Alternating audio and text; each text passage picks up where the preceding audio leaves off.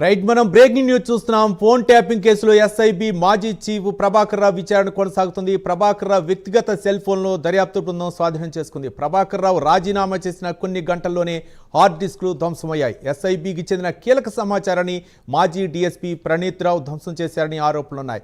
Hard డిస్క్లు ధ్వంసంపై SIT విచారణ చేస్తుంది. ప్రణీత్ రావు, రాధాకృష్ణరావు తిరుపతన్న ఇచ్చిన స్టేట్మెంట్ల ముందు పెట్టి ప్రభాకర్ రావును దర్యాప్తు బృందం ప్రశ్నిస్తోంది.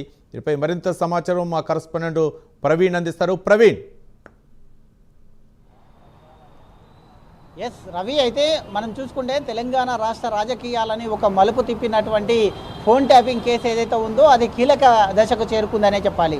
అయితే దీనికి మొత్తం టోటల్గా A1గా ఉన్నటువంటి ప్రభాకర్ రావుని అయితే సిట్ అధికారులు అయితే రెండు రోజులుగా ప్రశ్నిస్తున్నారు. మొన్న సిట్ అధికారులు 8 గంటల పాటు ప్రశ్నించారు. ఈరోజు కూడా 10 గంటల 40 నిమిషాలకు స్టార్ట్ అయినటువంటి ఈ యొక్క విచారణ మొత్తం సుమారుగా 4 గంటలుగా కొనసాగుతుంది. ఈరోజు కూడా సుదీర్ఘంగా కొనసాగే అవకాశం కూడా ఉన్నట్టు తెలుస్తుంది. అయితే మొన్ననే ప్రభాకర్ రావుకు సంబంధించిన వ్యక్తిగత 2 సెల్ ఫోన్లు ఏవైతే ఉన్నాయో ఆ 2 సెల్ ఫోన్లను గతంలో సాధారణ ఎన్నికలు అండ్ ఉప ఎన్నికలలో వాడినటువంటి ఈ ఎన్నికల ముందే ఈ యొక్క ఫోన్ ట్యాపింగ్ జరిగింది కాబట్టి అయితే ఎవరెవరి ఫోన్ ట్యాపింగ్లు చేశారు, ఎందుకు ఫోన్ ట్యాపింగ్ చేయవలసిన అవసరం ఏముంది అనే కోణం లోపల దర్యాప్తు చేస్తున్నారు. అదేవిధంగా ఇదే కేసుకు సంబంధించింది ప్రణీత్ రావు, రాధాకృష్ణరావు, తిరుపతన్న ఇంతకుముందు వీళ్ళని విచారించిన నేపథ్యంలో వీరి స్టేట్మెంట్ కూడా తీసుకోవడం జరిగింది. వీరి స్టేట్మెంట్ కూడా తీసుకున్న తర్వాత వీరి స్టేట్మెంట్ని మొత్తం టోటల్గా అయితే ప్రభాకర్ రావు ముందుంచి ప్రశ్నిస్తున్నట్టుగా తెలుస్తుంది. అయితే ఈ యొక్క ప్రభాకర్ రావు అయితే ఇంటెలిజెన్స్ చీఫ్గా ఉన్నారో అప్పుడు ఈయన చెప్పిన ఆదేశాల అనుసారమే మేము చేసామంటూ తిరుపతన్న కానీ ఇటు ఈ యొక్క కింది స్థాయి అధికారులు ఎవరైతే ఉన్నారో వారు మొత్తం టోటల్గా ఈయన యొక్క ఆదేశాల ప్రకారమే ఫోన్ ట్యాపింగ్ చేయడం జరిగింది అంటూ కూడా చెప్పడం జరిగింది. అయితే హార్డ్ డిస్కులు కూడా టోటల్గా ఈయన ప్రభాకర్ రావు రాజీనామా చేసిన 4 గంటల లోపలనే అక్కడ ఉన్నటువంటి హార్డ్ డిస్కులను టోటల్గా ధ్వంసం చేసినట్టుగా అటువంటి పరిస్థితులను కూడా అయితే ఉన్నట్టుగా తెలుస్తుంది. అయితే హార్డ్ డిస్కులు ధ్వంసం చేయవలసిన అవసరం ఏముంది, అందులోపల ఉండే డాటాను ఎందుకు డిలీట్ చేయవలసిన అవసరం ఏముంది అంటూ కూడా క్వశ్చన్ చేస్తున్నారు. అందులో గతంలో కొన్ని సంవత్సరాల క్రితం ఉన్నటువంటి ఏదైతే ఉగ్రవాదులకు సంబంధించింది కానీ దేశ రక్షణ కొరకు సంబంధించిన కానీ కొంత మేరకు ఆ దాంట్లో ఉన్నటువంటి సమాచారం కూడా ధ్వంసమైన కారణంగా ఎందుకు ధ్వంసం చేయవలసి వచ్చింది అంటూ కూడా ప్రశ్నిస్తున్నారు.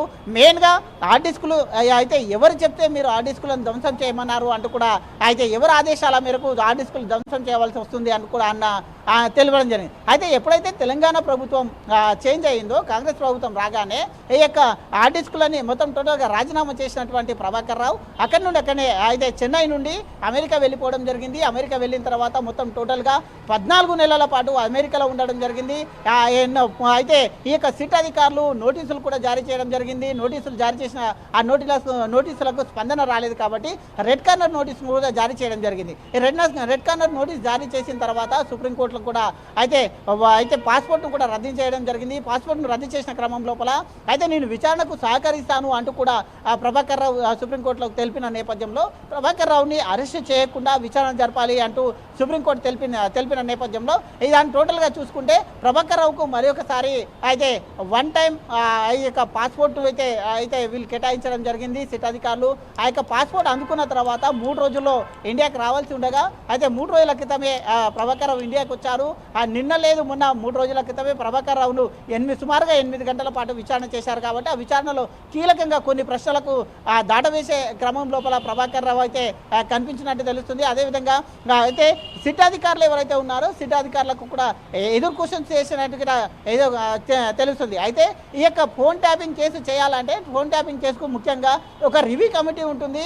ఆ రివ్యూ కమిటీ ఆధారంగానే ఫోన్ ట్యాపింగ్ జరుగుతుంది. కాబట్టి రివ్యూ కమిటీలో నేను సభ్యులుగా కూడా లేను కాబట్టి నేను ఎలా ఫోన్ ట్యాపింగ్ చేస్తాను అంటూ కూడా అయితే నేను రాజీనామా చేసిన తర్వాత హార్డ్ డిస్కులు ధ్వంసమైనాయి కాబట్టి నేను రాజీనామా చేసిన తర్వాత నాకు సంబంధం లేదంటూ కూడా హరీష్ రావు చెప్పు అయితే ఈ యొక్క ఎవరైతే ప్రభాకర్ రావు ఉన్నాడో ప్రభాకర్ రావు చెప్పుకుంటూ వస్తున్నాడు. కాబట్టి అయితే ఈరోజు మరి కాసేపు ఇంకా విచారణ జరుగుతుంది కాబట్టి మరి కాసేపట్లో ఆ యొక్క విచారణ సారాంశం మొత్తం తెలియనుంది.